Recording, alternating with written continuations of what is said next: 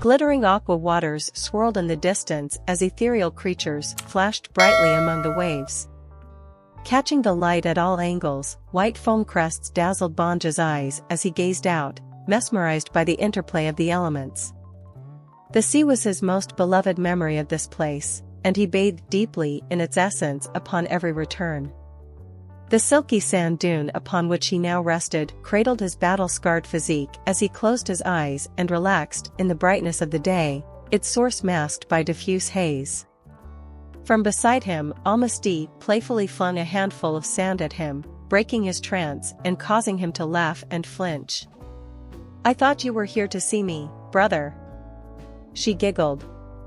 "Well, it's the third time this year, Alma." He didn't notice that he had slipped back into her childhood name. "Surely I should get to enjoy the scenery while I'm here, too."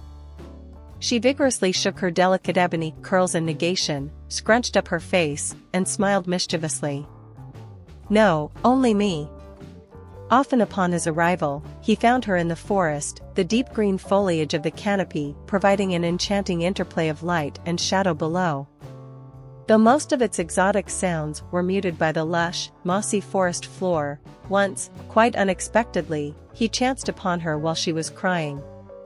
It was a keen for a lost love, mournful and inconsolable. That day, he had crept away quietly and left her to her private grief.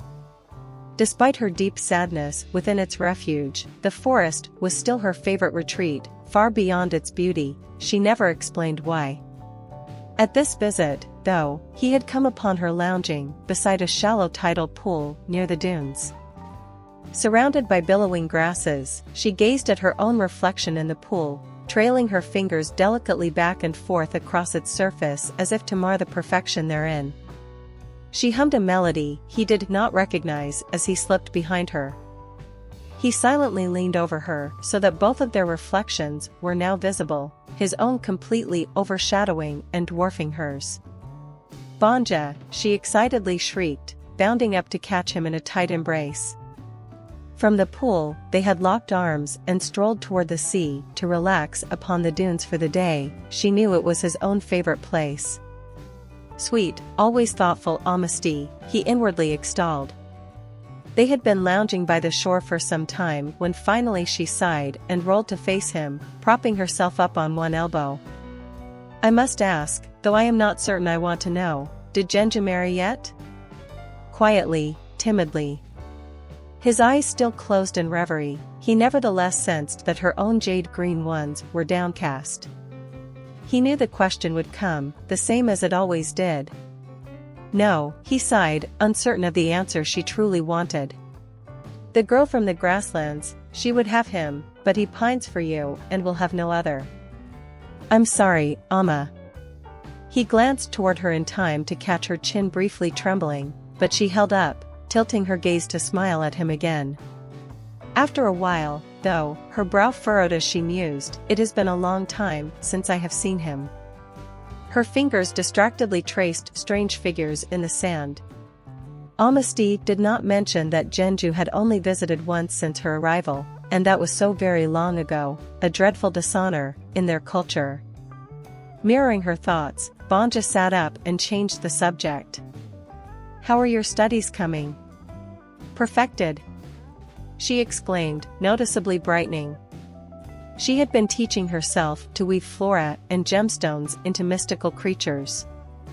"It's just that there's nothing else to do when there are no visitors, so I simply end up making more to pass the time." She flourished with a dramatic sigh and waved away some of the bejeweled sea nymphs which had begun fluttering her way at their mention.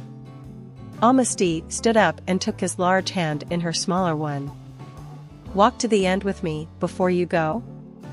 The sky was a deepening blue as the day shortened, the sea air seemed to whisper eternal secrets just beyond understanding as he rose, sending shivers through him. As they strolled the shore, he stole a sideways glance at his Alma.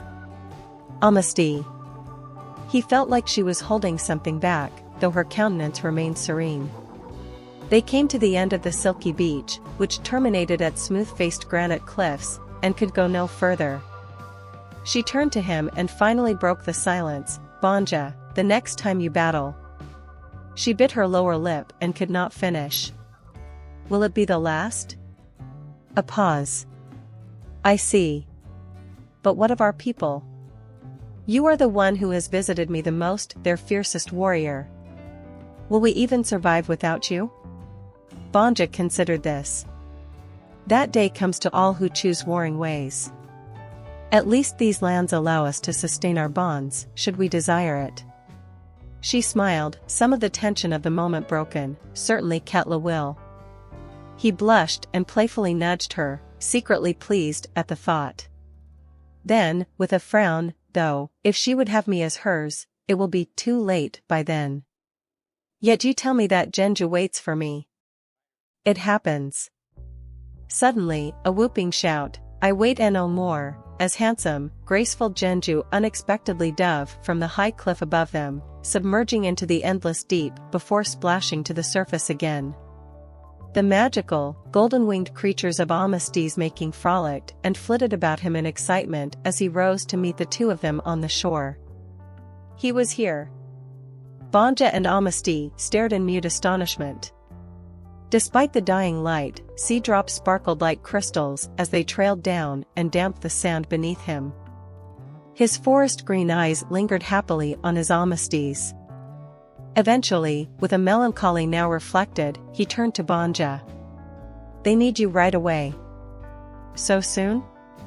Amesti's chin trembled again. I am healed, then. I will go, said Banja, and turned to leave. Not for long now, little sister, and Banjasti will return to you. Following his departure, the couple regarded one another in wonder, the distance between them finally at an end. Eventually, even the sounds of the waves stilled as darkness began to draw its cloak around them. You are here to stay, then?